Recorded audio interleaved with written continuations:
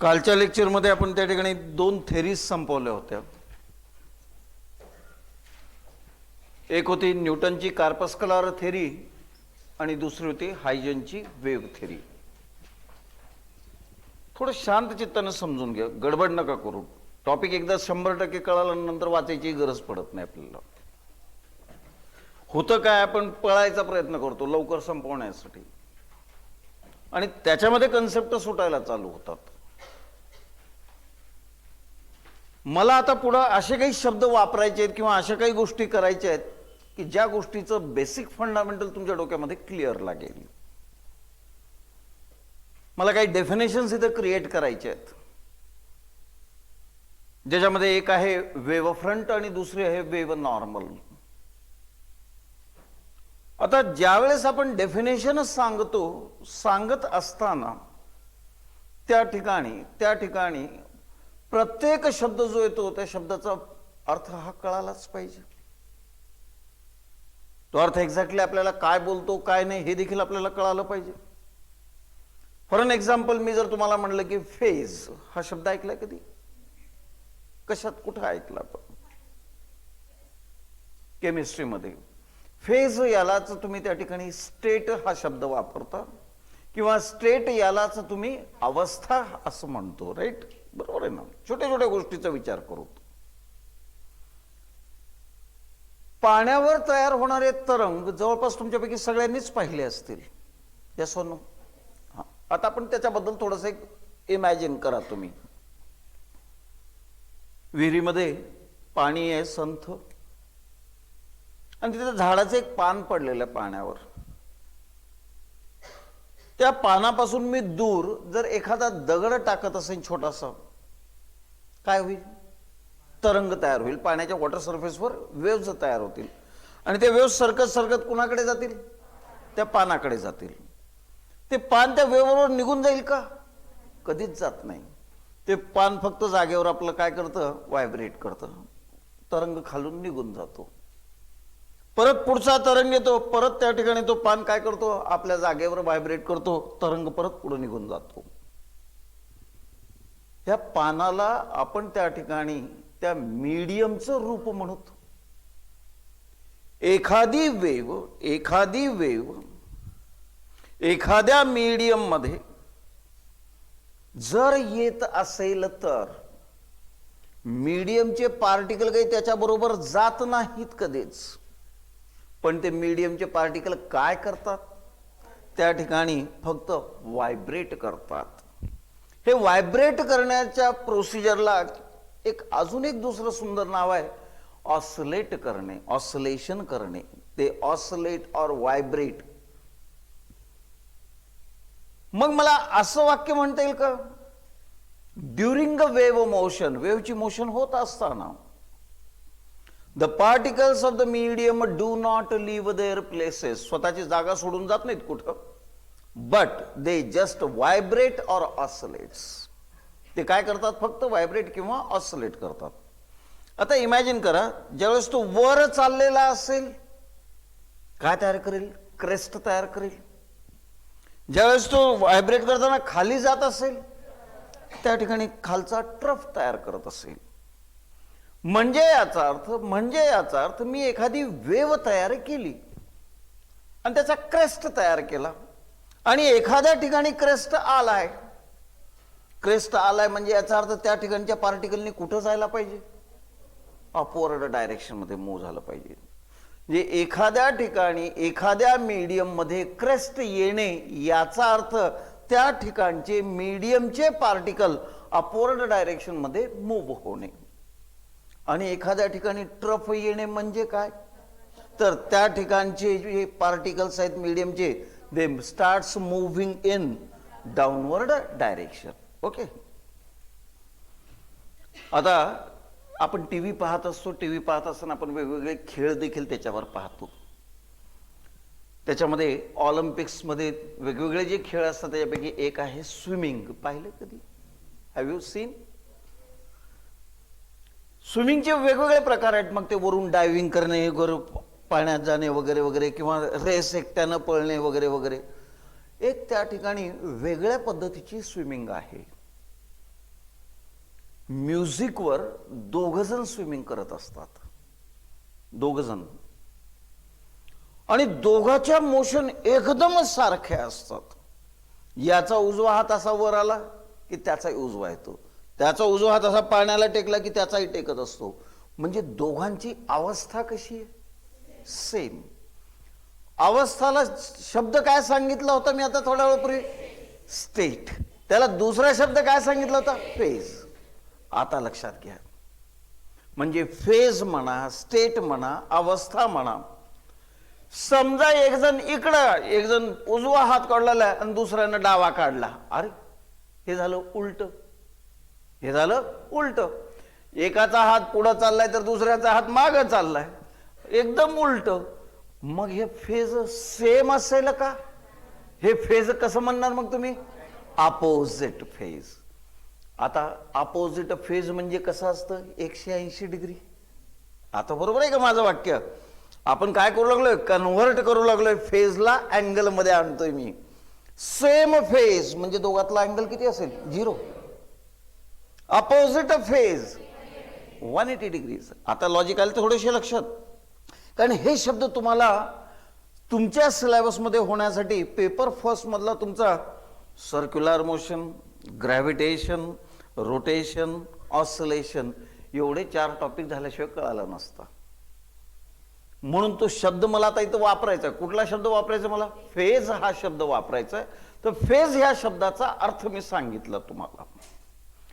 आता एक इमॅजिन करा, आपल्या हे बघा, आपण मी पूर्वीच काय सांगितलं, आपण सायन्सचे विद्यार्थी.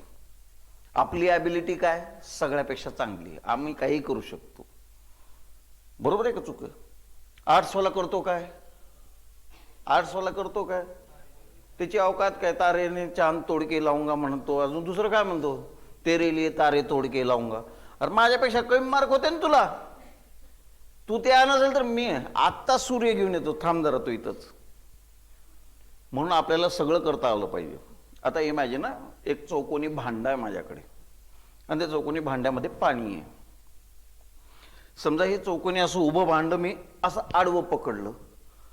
तुम्ही म्हणाल अंगावर पाणी पडलेलं की सर. नाही, त्या भांड्याला तसं करण्यापूर्वी मी पाण्याला म्हणलं स्टॅच्यू. पाण्याला काय म्हणलं मी? स्टॅच्यू. स्टॅच्यू म्हणल्यानंतर काय करायला नाही पाहिजे? हालायचं नाही बिलकुल. मग आता बिंदा आता आडवं करू शकतो का मी? ना, हे आडवं केलं आणि ह्या ठिकाणी हे ते भांड आहे. म्हणजे हे कोण आहे? पाणी आहे. आता दिसलं पाणी. पूर्वी म्हणलं असं हे पाणी आहे म्हणलं असं मानलं असतात? नाही, आता मानावं लागेल. आता मी म्हणतो हे जे पाणी आहे हे तुम्ही असं समोरून पाहताय. आता परत याला सरळ केलं आणि असं इमॅजिन करा आपण वरून बघतोय. आता ह्याला कुठून पाहतोय? वरून पाहतोय. आणि एक छोटासा मी हातामध्ये दगड घेतलाय आणि तो दगड असा टाकला, तो दगड इथं पडला. असा दगड घेतला, टाकला, तो पडला पाण्यावर. काय होईल? वेव्ज तयार होते. कसे होतील हे बघा.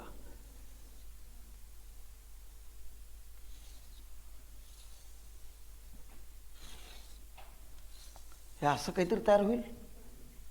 हे तयार होत असताना त्या ठिकाणी काय असेल? सगळ्या ठिकाणी काय असेल?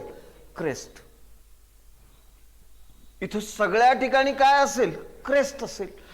म्हणजे सगळे पार्टिकल वर असतील का खाली असतील? सगळेच वर आहेत. म्हणजे सगळ्यांची अवस्था किंवा स्टेट कशी आहे? सेम. मग मी म्हणेन का हे जे सगळे पार्टिकल्स आहेत हे कसे आहेत? They are in same state और सेम फेज. आता आलं लक्षात? तुम्ही अजून एक शब्द ऐकला का? आता मी एका शब्दाबद्दल बोललो. कुठल्या? फेज या शब्दाबद्दल बोललो. फेज म्हणजे दुसरं नाव स्टेट. स्टेट म्हणजे अवस्था. सगळे एकाच पद्धतीनं करत असतील तर त्याच्यातला फेज 0. विरुद्ध पद्धतीनं करत असतील तर त्यांच्यातला फेज 180. एवढं आपल्याला कळालं. बस एवढं मला सध्या सफिशियंट आहे. आता दुसरा एक शब्द मी तुम्हाला उच्चारतो. लोकस. ऐकला असेल तुम्ही तर. हा शब्द तर तुम्ही 10वी पर्यंतच ऐकलेला असेल. काय बरं? What is a locus? It is set of points. बिंदूंचा संच.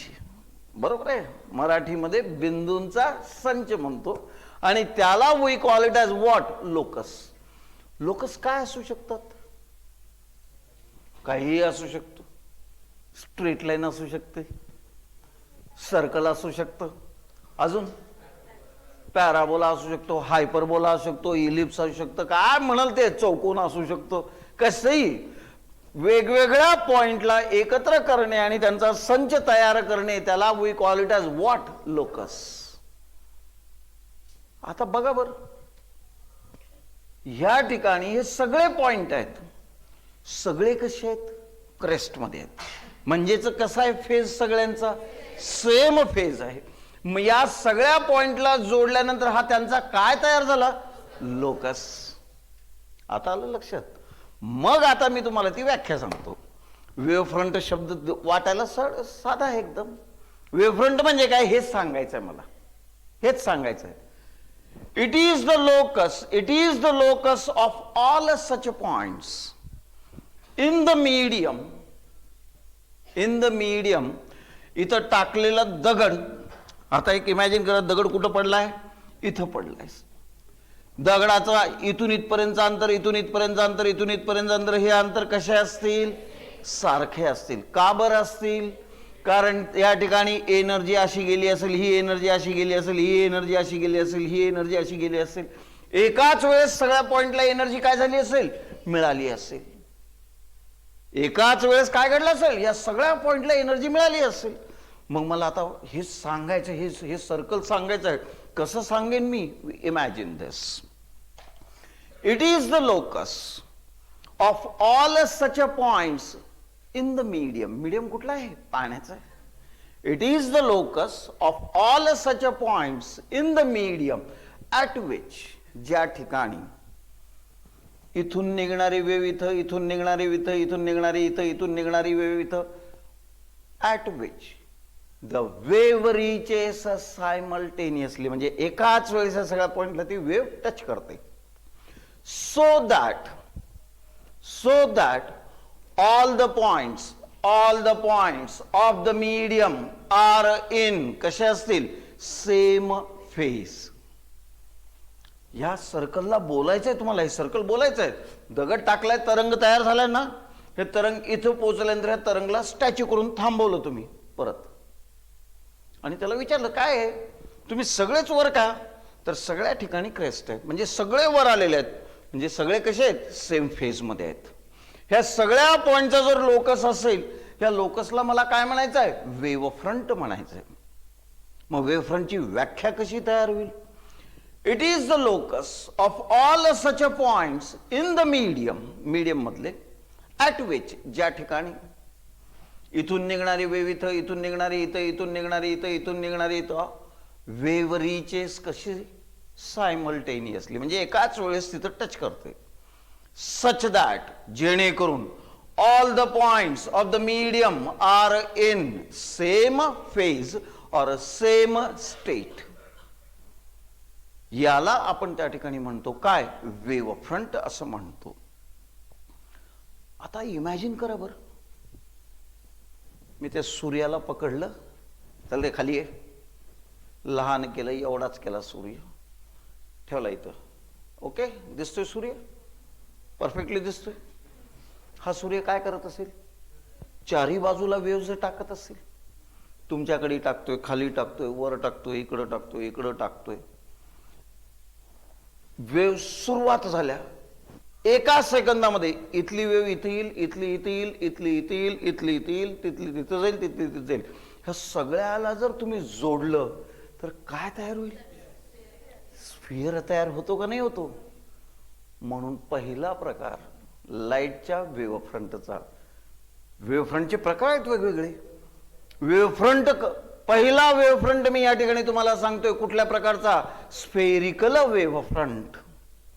तर हा स्फेरिकल वेव्हफ्रंट कुणापासून तयार झाला? कोण होतं आतमध्ये? सूर्य होता आतमध्ये. स्फिअरचा वेव्हफ्रंट तयार झाला. कोण होता आतमध्ये? सूर्य होता. सूर्याला कसं करून टाकलं होतं? लहान करून टाकलं होतं. जर ॲज गुड ॲज पॉइंट म्हणलं होतं त्याला. म्हणजे याचा अर्थ ज्या ज्या वेळेस एखाद्या ठिकाणी पॉइंटचा सोर्स आता सोर्स सूर्य झाला, त्याला पॉइंट केलं इथं. आता ती ट्यूबलाईट, ती तर अशी कशी आहे, एका रेषेमध्ये असेल ना ट्यूबलाईट. सोर्स लाईटचे वेगवेगळ्या प्रकारचे असतात. कधी पॉइंट सोर्स असतो, कधी लिनियर सोर्स असतो. लिनियर म्हणजे लेंथ वाईज. म्हणजे ही ट्यूबलाईट कुठली झाली, लिनियर सोर्स. सूर्याला बारीक पॉइंट करून जर ठेवला तर कुठला झाला सोर्स, तो पॉइंट सोर्स. मग पॉइंट सोर्स पासून काय तयार होईल बाळांनो, काय, स्फिअर. नक्की. आता पुढचं वाक्य बघा. कुठल्याही पिक्चरमध्ये जनरली कोणी मेलं, काही झालं की त्याला उचलून आणलं जातं कुठं, मंदिरात, देवाच्या समोर. तर प्रार्थना करायला, जिवंत करताला म्हणून. मग गाणं वगैरे सगळं काही व्हायला चालू होतं का? मग त्याच्यानंतर ते फरशीवर तो माणूस असला काहीतरी इथं पडलेला आहे. इकडं कुठंतरी देवाची मूर्ती आहे आणि हा देवाचा त्या ठिकाणी काहीतरी हात आहे. बरोबर. सगळं गाणं संपत आलं की ते देवाच्या हातामधून असा प्रकाश निघतो. निघतो का नाही निघत? पाहिलंय का नाही पाहिलं इमानदारीनं? खोटं नाही बोलायचं. पाहिलंय? तिकडं आवाज लई बारीक बोलायला. का जेवले नाही का दुपारी? जेवण वगैरे घरचे खाल्ले असतील की बेट्यानो? डबे आले होते आज तर काही जणांचे नाही आले होते. तर त्या ठिकाणी या हातामधून हे असा काहीतरी असा प्रकाश दाखवला जातो. बरोबर आहे का चूक आहे? असा प्रकाशाचा झोत येतो आणि त्याच्यामध्ये ह्या अशा रेषा असतात.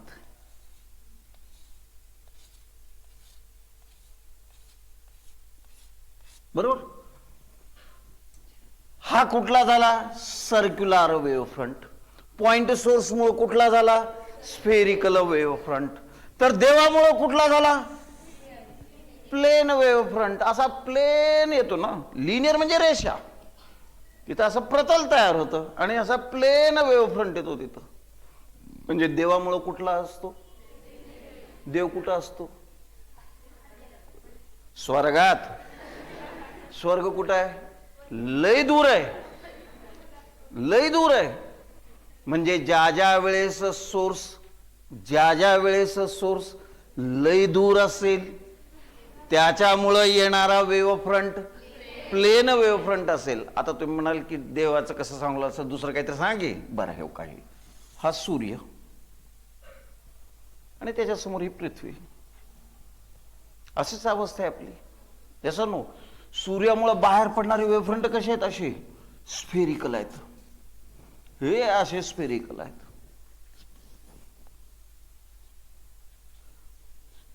पृथ्वीच्या जवळ आल्यावर कसले झाले? ते प्लेन झाले.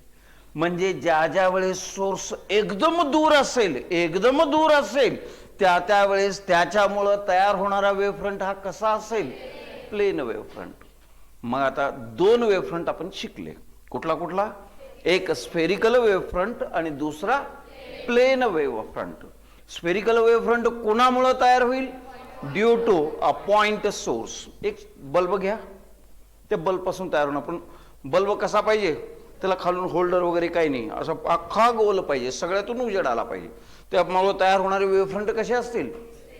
स्फेरिकल. दुसऱ्या प्रकारचे वेव्ह फ्रंट कोण? Plane wave front. Plane wave front कुणामुळे तयार होतील? हा, due to a distant source. Distant म्हणजे खूप दूर असणे. नाहीतर लिहिताल तिथं the plane wave front is due to Dev.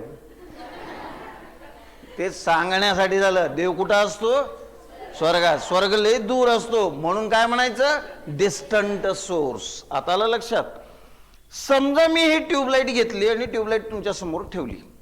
He tubelight आहे. आता ह्याच्यापासून वेव्ह फ्रंट कसा येईल? वरच्याचा असा येईल गोल, इथल्याचा असा येईल, इथल्याचा असा येईल.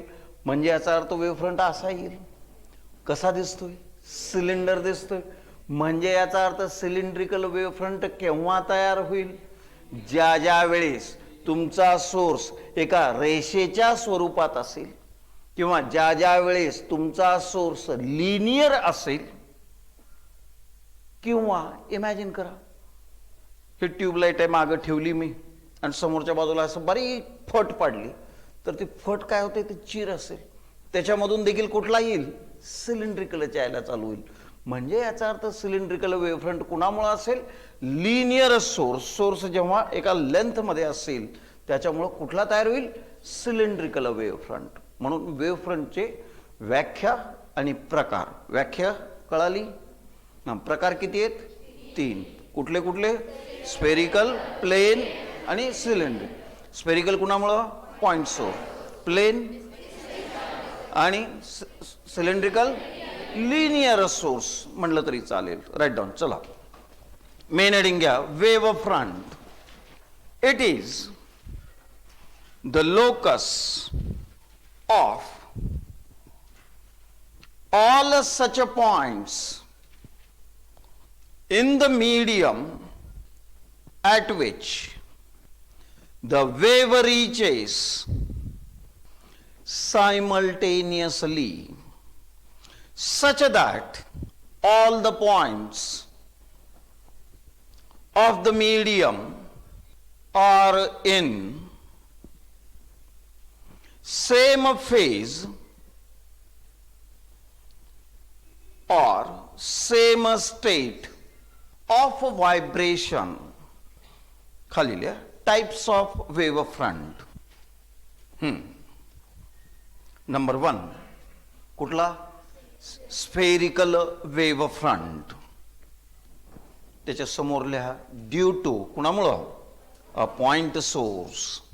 दुसरा काय लिहिणार, plane wave front. Plane wave front त्यासमोर काय लिहिणार, due to distant source. Distant ह्या शब्दाचा अर्थ काय, खूप दूर असणे. आणि नंबर 3 सिलेंड्रिकल वेव्ह फ्रंट. त्याच्या समोर लिहा, due to a linear source. Due to a linear source. काही अडचण याच्यामध्ये. आता आपण ह्याच्या पुढच्या व्याख्येला जाणार आहोत आणि मग त्याचा अप्लाइड ओरिएंटेशन मध्ये आपण पुढे सरकणार आहोत.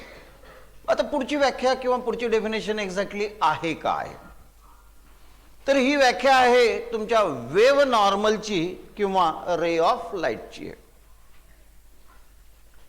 लहानपणी चित्र काढायला जर कोणाला काही सांगितलं तर सगळ्यात पहिल्यांदा चित्र जे काही काढले जातात हे टिपिकल चित्र असतात, काही जे बदलत नाहीत. प्रत्येक जण ते चित्र कधी ना कधी जिंदगीत काढलेलं असेल प्रत्येकानं, आणि या चित्रावर माझा खूप चांगला विश्वास आहे. बरोबर आहे का चूक आहे? हे चित्र जिंदगीमध्ये लहानपणी प्रत्येकानं काढलेलं आहे. याला म्हणतात उगवता सूर्य. बरोबर आहे का चूक आहे? तुम्ही तुमच्या लहानपणी कधी जिंदगीमध्ये ह्याला असं केलंय का हो?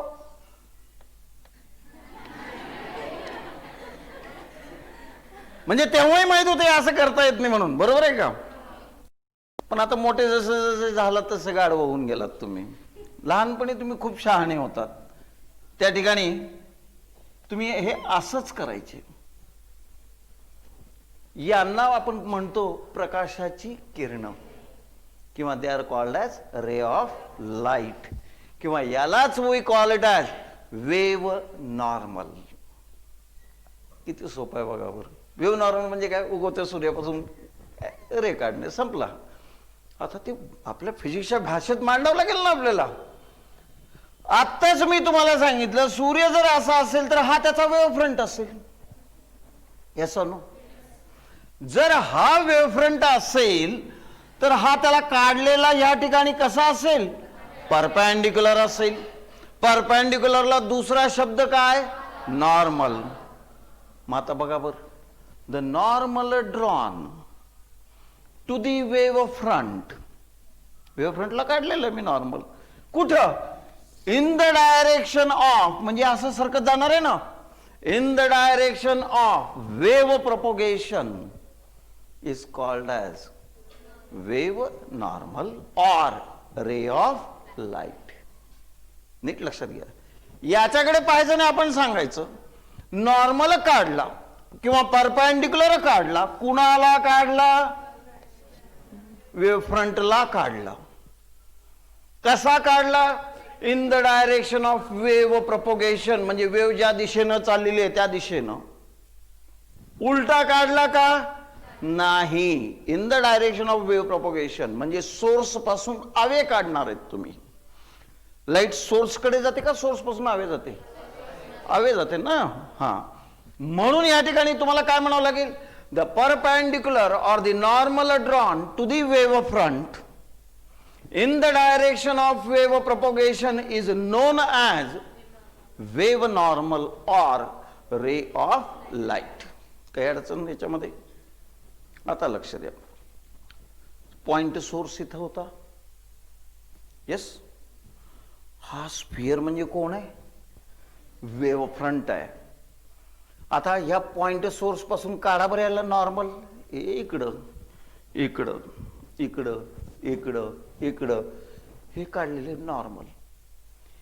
हे सगळेच कसे चाललेत? आवे. दोन शब्द ऐकलेत कधी? Converging and diverging. हा, व्हॉट इज अ कॉन्व्हर्जिंग? आतमध्ये येणार आहे का बाहेर जाणार आहे? आणि डायव्हर्जिंग? आता आलं लक्षात? मग आता तुम्हीच मला सांगा, एवढं जर तुम्हाला माहित असेल तर, स्फेरिकल वेव्ह फ्रंट जर असेल तर त्या ठिकाणी असणारे वेव्ह नॉर्मल कसे असतील? They R diverging in nature. आता तुमचं तुम्ही सांगितलं. आता प्लेन वेव्ह फ्रंट आहे बघा, हा प्लेन, हा असा चाललेला. मग याला सगळे हे येणारे नॉर्मल कसे असतील? पॅरलल असतील. म्हणजे प्लेन वेव्ह फ्रंट मध्ये वेव्ह नॉर्मल कसे असतील? They are parallel to each other. पहिल्यांदा वेव्ह नॉर्मलची व्याख्या सांगता आली पाहिजे. वेव्ह नॉर्मलची व्याख्या काय सांगितली आपण आत्ताच? The normal or the perpendicular drawn to the wave front. कसा? In the direction of wave propagation is known as wave normal or ray of light. पहिला पॉइंट त्याच्यामधला. पहिला point, in case of spherical wave front the wave normal are diverging in nature. पुढचा point, in a plane wave front the wave normal are parallel in nature. आता तिसरं कोण राहील?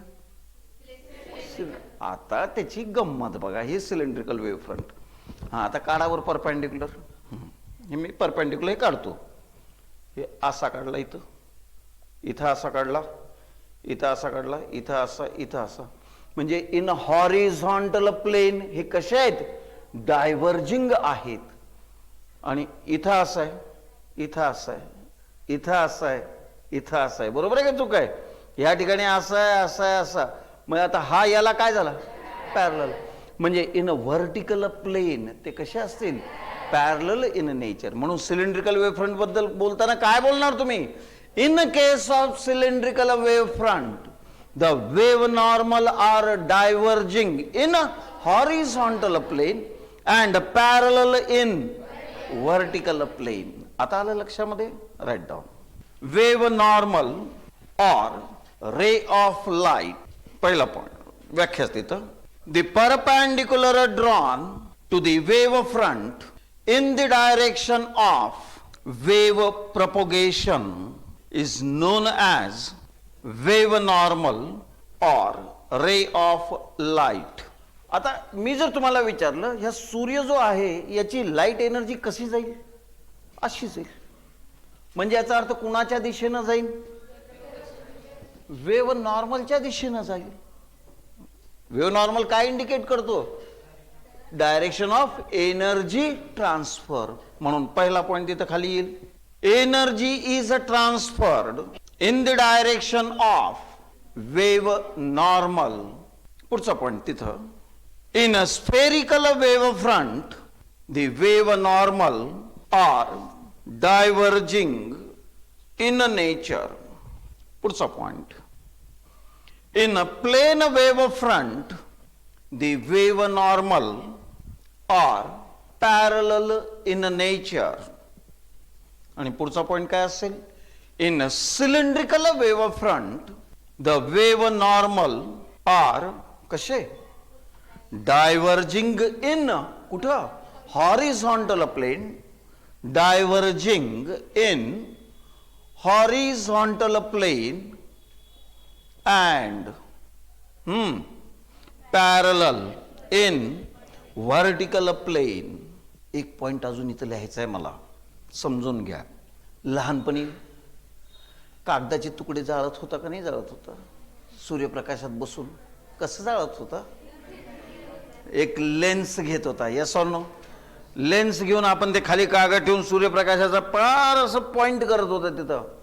मी जर तुम्हाला म्हणलं एखादी लेन्स आणि त्याचा फोकल पॉइंट जर घेतला तर त्याच्यामध्ये त्या ठिकाणी तुमचे वेव्ह नॉर्मल कसे असतील?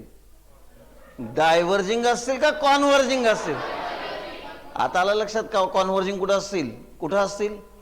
The wave normal are converging between a lens and it's a focal point. बरोबर? चला, म्हणून पुढचा point, the wave normal are converging म्हणजे एका पॉइंटला जातात ते सगळेच. The wave normal are converging between the lens and its focal point.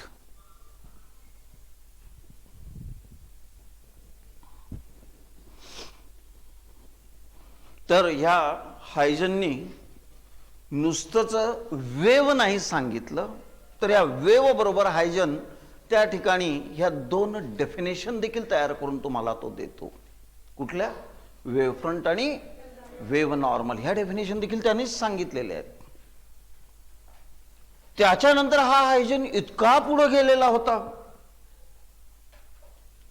की आता फॉर एन एक्झाम्पल,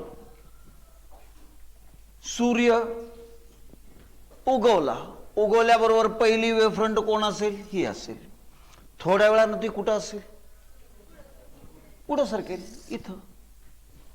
अजून थोड्या वेळानं कुठं असेल? इथं. बरोबर आहे? म्हणजे याचा अर्थ वेव्ह फ्रंटचा तुम्ही काय करू लागलात? वेगवेगळ्या इन्स्टंटला असणारा शेप काढू लागलात. बरोबर आहे ना? हे दोन्ही एकाच वेळेस आहेत का? नाही. हा आधीचा इन्स्टंट असेल, हा नंतरचा, हा त्याच्यानंतरचा, अजून पुढे त्याच्यानंतरचा. म्हणजे याचा अर्थ त्या ठिकाणी वेगवेगळ्या इन्स्टंटचे वेव्ह फ्रंट सरकत जातात. मग हायजननी केलं काय? हायजननी तुम्हाला सांगितलं की मी एक कन्स्ट्रक्शन देतो, एक पद्धत देतो तुम्हाला. कशाची? तर तो त्या ठिकाणी तुम्हाला म्हणतो एखाद्या इन्स्टंटचा किंवा एखाद्या क्षणाचा, एखाद्या इन्स्टंटचा किंवा एखाद्या क्षणाचा जर तुम्हाला वेव्ह फ्रंटचा शेप माहित असेल तर, मग प्लेन आहे, स्फेरिकल आहे, कसा आहे, काय ते जर माहित असेल तर त्याच्या नंतरच्या इन्स्टंटचा किंवा नंतरच्या क्षणाचा वेव्ह फ्रंट तुम्हाला काढता येईल. पण त्यासाठी तुम्हाला हायजनचं म्हणजे माझं प्रिन्सिपल वापरावं लागेल. हायजन काय देतोय? कन्स्ट्रक्शन देतोय. What is Huygens construction? If the shape of a wave front at any instant is known, then the shape of the wave front at a later instant, later चा अर्थ काय होतो? नंतरचा. at a later instant can be drawn, काढता येईल. कसा? by using Huygens principle. मग आता आपल्याला काय शिकावं लागेल? हायजनचं प्रिन्सिपल शिकावं लागेल. त्यांनी जे प्रिन्सिपल सांगितलं ते पाहावं लागेल. आता ते पाहत असताना आपण त्याच्या मागे लॉजिक लावत जाऊ. म्हणून पहिल्या डायग्रामची मी एक बेसिक सुरुवात या ठिकाणी करतोय.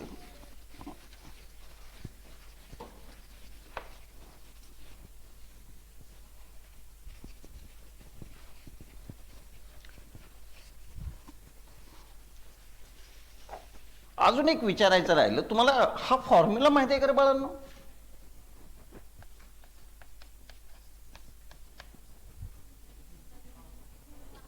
हम्म 110% माहित पाहिजे. 9वीला का 10वीलाच झाले तुम्हाला? कशाचा आहे हा? वेलॉसिटीचा फॉर्म्युला आहे, वेव्हच्या वेलॉसिटीचा फॉर्म्युला आहे. याच्यामध्ये लॅम्बडा कोण आहे? वेव्हलेंथ आहे. आणि एन कोण आहे? त्याची फ्रिक्वेन्सी आहे. म्हणजे याचा अर्थ velocity is equal to frequency into wavelength. हा तुमचा बेसिक फॉर्म्युला होता कुठल्याही वेव्हसाठी. मी हा फॉर्म्युला कसा आला याच्यामध्ये सध्या जात नाही, सध्या मी याच्यामध्ये जात नाही. फक्त या फॉर्म्युल्याबद्दल मी काही गोष्टी तुम्हाला बोलतो. V is equal to n lambda is the formula of a velocity of a wave. वेव्हची वेलॉसिटी. दुसरी गोष्ट, ज्या वेलॉसिटीचा हा फॉर्म्युला आहे तो कोण कोण आहे त्याच्यामध्ये? तर velocity is equal to frequency multiplied by wavelength of the wave. दुसरी गोष्ट, ज्या ज्या वेळेस हे वेव्ह ट्रॅव्हल करतात तर ह्या वेव्ह मीडियम मधून जात असतील, कधी कधी सेम मीडियम मधून जात असतील, कधी कधी मीडियम बदलत असतील किंवा चेंज करत असतील. समजा लाईट सूर्यापासून जर बाहेर पडलेली असेल, लाखो करोडो किलोमीटर ती व्हॅक्यूम मधून जाते. त्याच्यानंतर हजारो किलोमीटर ते कशामधून येते? ऍटमॉस्फिअर किंवा एअर मधून येते. म्हणजे याचा अर्थ काय घडतं? व्हॅक्यूम मधून एअर मध्ये येणे म्हणजे त्याचा अर्थ मीडियम बदलणे किंवा चेंज होणे. याच्यामध्ये तुम्हाला दोन नियम त्या ठिकाणी माहित पाहिजेत. पहिला नियम या ठिकाणी, the medium is constant. Constant म्हणजे काय झालं? बदलत नाही, तोच मीडियम आहे. जर मीडियम कॉन्स्टंट जर असेल तर त्या ठिकाणी वेलॉसिटी इज कॉन्स्टंट. आता v जर कॉन्स्टंट असेल तर मला म्हणता येईल v is equal to n1 lambda 1 is equal to n2 lambda 2. आता गंमत पहा, रेड कलरची वेव्हलेंथ सगळ्यात जास्त आहे म्हणून त्याची फ्रिक्वेन्सी सगळ्यात कमी असेल. वायलेट कलरची वेव्हलेंथ सगळ्यात कमी आहे तर त्याची गंमत विचार करा ना तुम्ही. असं जर घडलं असतं, ज्याची वेव्हलेंथ जास्त त्यानं लवकर पळायचं. सूर्य उगवला, काही नाही, अख्ख्या पूर्ण ठिकाणी कुठलाच कलर नाही, फक्त लालच आहे, लाले लाल. आणि समजा पुढच्या त्या बाकीच्या कलरला यायला 2-4 घंटे जर लागले मग तुमचं तर काहीच खरं नाही. असं होतं का कधी? फक्त तुमचा सूर्य उगवताना लाल दिसतो आणि मावळताना लाल दिसतो. कशामुळे दिसतो? रेड कलरच काय येतो? रिफ्रॅक्शन झालं वाटतं ना. काय कळालं? What is refraction? एका मीडियम मधून दुसऱ्या मीडियम मध्ये जाणे. मग रिफ्रॅक्टिव्ह इंडेक्स झाला असेल म्यू, झाला असेल ना. What is refractive index? Sine I upon sine r. अजून अजून अरे रिफ्रॅक्टिव्ह इंडेक्स म्हणजे काय? Ability of what? जेवण 2 चपात्या जास्त खातो का कमी खातो? मग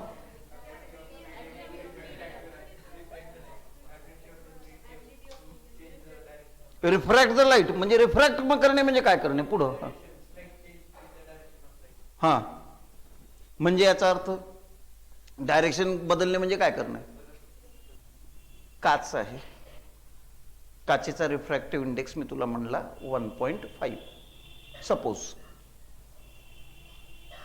ते काचेचा रिफ्रॅक्टिव्ह इंडेक्स स्वतःहून बदलेल का कधी? सगळ्यासाठी कसं असेल? इथंच कळालं नाही तुम्हाला. Refractive index is different for different colours.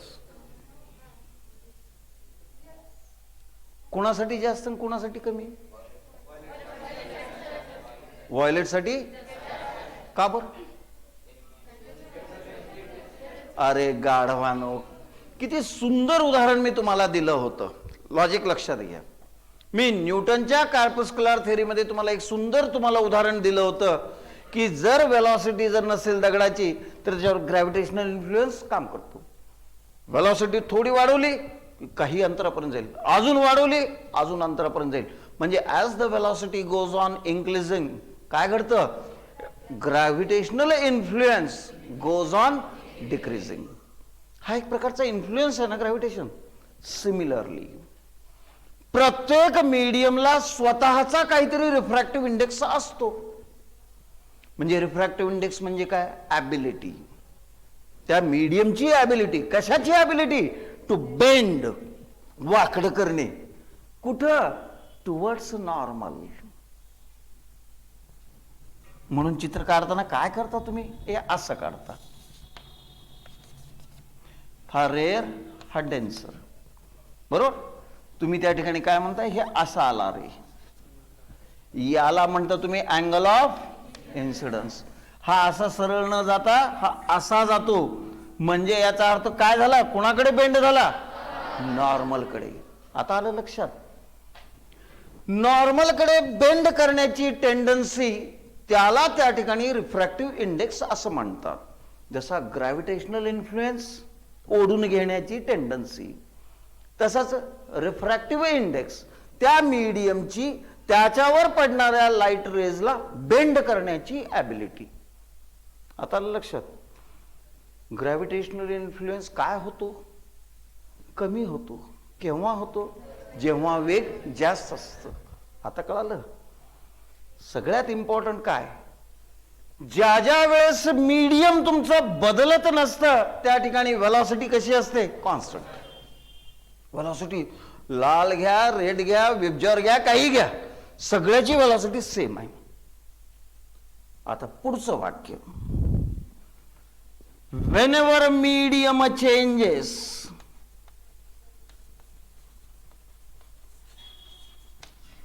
Medium जर तिथं बदलला रे बदलला, व्हॉट विल हॅपन? कोण बदलत नाही? Frequency do not change. म्हणजे याचा अर्थ त्या ठिकाणी कोण कॉन्स्टंट राहतं? The frequency n is a constant. आता आलं लॉजिक लक्षामध्ये? मग एन कोण आहे? V by lambda. Yes or no? म्हणून एन इज इक्वल टू काय लिहिन? V1 upon lambda 1 is equal to V2 upon lambda 2 and so on. Yes or no? हा जर कॉन्स्टंट राहणार असेल, ज्याची वेव्हलेंथ जास्त त्याची वेलॉसिटी पण जास्त. कारण त्यांचा रेशो कसा पाहिजे? कॉन्स्टंटच पाहिजे. हा 5 आहे, हा 5 आहे, हे 1 आहे. हा 10 आहे, हा 10 आहे, तरी 1 आहे. हा 20 आहे, खालचाही 20 आहे, तरी 1च आहे. हा कॉन्स्टंट राहिलाय. वेव्हलेंथ जशी जशी वाढत जाते तसतसा त्यांचा वेग वाढत जातो. यस और नो? सगळ्यात जास्त वेव्हलेंथ कुणाची? रेडची. सगळ्यात कमी कुणाची? व्हायोलेटची. मग वेग कुणाचा जास्त? रेडचा. वेग जास्त म्हणल्यावर त्याच्यावर इन्फ्लुएन्स कमी. इन्फ्लुएन्स म्हणजे काय? Refractive index. म्हणजेच काय? बेंड करण्याची ॲबिलिटी. मग तो कमी प्रमाणात बेंड करतो म्हणून तो त्या ठिकाणी असा वरून बाहेर निघून जातो. आणि जो सगळ्यात जास्त बेंड होतो व्हायोलेट. का बरं होतो? कारण त्याची वेव्हलेंथ सगळ्यात कमी, त्याचा वेग सगळ्यात कमी. वेग कमी असल्यामुळे त्या मीडियमला चान्स मिळतो कशाचा? बेंड करण्याचा.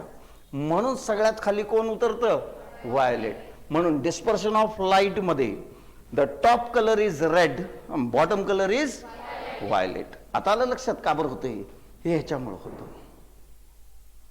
दुसरी गोष्ट तिथं आपण लिहिलंय कुठं?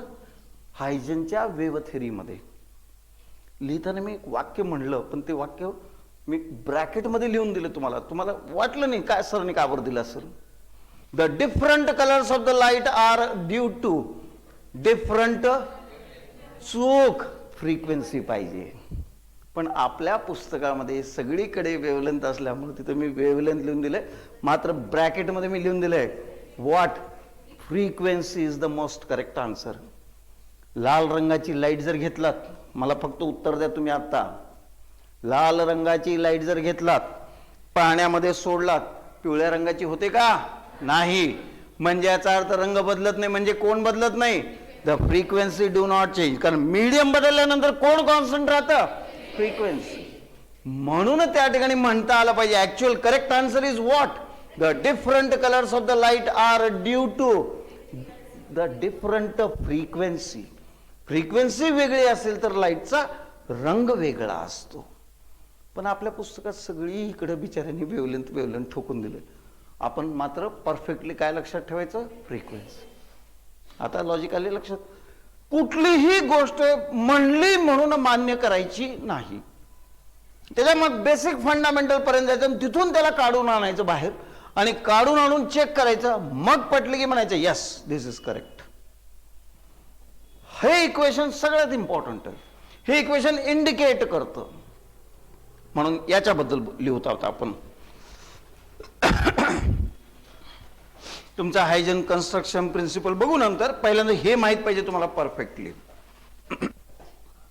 The equation for velocity of a wave is, star मारायला, हे पॉइंट जो लिहितोय आपण त्याला स्टार मारा. हे काही तुमच्या सिलेबस मधला नाहीये पण आपल्याला गरजेचं आहे. V is equal to n lambda, where n is frequency and lambda is the wavelength. Case 1, पहिली condition. During a traveling of a wave, आता माझी साऊंड वेव्ह आहे, मी तुमच्याबरोबर बोलतोय, लक्ष द्या इकडे थोडस, तुमच्याबरोबर बोलतोय मी. बोलत असताना ब एक शब्द काढला, ल एक काढला, त एक काढला, बोला काना वेलांटी काय उकार मारला, मात्रा मारला, बो केलाय, बोलत वगैरे म्हणले मी. प्रत्येक शब्दाला वेगळी फ्रिक्वेन्सी लागेल का ना लागेल? फ्रिक्वेन्सी वेगळी असल्यामुळे यांची वेवलेंथ देखील कशी असेल बाळांनो? वेगळी असेल. आणि हे तुमच्यापर्यंत ट्रॅव्हल होऊ लागले. Try to understand this. Travel होत असताना मीडियम बदललाय का? नाही. मीडियम कोण आहे इथं? फक्त एअर. जर मीडियम त्या ठिकाणी बदललेला नसेल तर व्हेलॉसिटी इज कॉन्स्टंट. म्हणजे बो वाल्याची जी फ्रिक्वेन्सी असो, ल ची जी असो, त ची जी असो, सगळ्याचा वेग सारखा पाहिजे. समजा असं जर घडलं असतं, बोची फ्रिक्वेन्सी कमी असती, ल ची अजून जास्त असती, त ची अजून जास्त असती, हायर फ्रिक्वेन्सीनं जोरात पळायचं ठरलं असतं तर पहिले तुमच्या कानात कोण घुसला असता? त. आणि शेवटी कोण घुसला असता? बो. तलबो. तलबो आलं काय ऐकू तुम्हाला? बोलत म्हणल्यानंतर तलबो येतं काय को आपल्याला? नाही येत. का बरं नाही येत? त्याचं कारण हे आहे, मीडियम जर बदलत नसेल तर त्या ठिकाणी एक गोष्ट बदलत नाही. कोण? व्हेलॉसिटी. फ्रिक्वेन्सी वेवलेंथ बदलते, त्यांचे प्रॉडक्ट बदलतात, मात्र वेग सगळ्यांचा कसा असतो? सारखा असतो. हे केव्हा? मीडियम नाही बदललं तर.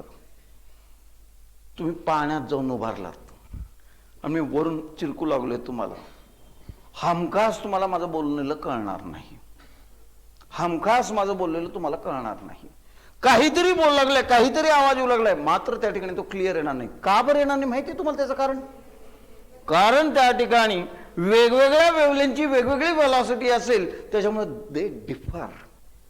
आणि ते डिफर केल्यामुळे तुमच्या कानामध्ये ते प्रॉपरली शब्द जाणार नाही आणि प्रॉपरली ती गोष्ट तुम्हाला मिळणार नाही. म्हणून तुम्हाला त्या नीट ऐकू येत नाही. आता ही गोष्ट लक्षात ठेवा नेहमीच. म्हणून त्याच्याबद्दल खाली लिहा. केस 1 काय लिहिलंय? Travelling of wave in a medium which is a constant किंवा ब्रॅकेटमध्ये not changing, then the velocity काय? Remains constant. म्हणून खालच्या ओळीत v इज इक्वल टू काय लिहिणार? n1 lambda 1 is equal to n2 lambda 2 dot dot dot. बरोबर आहे?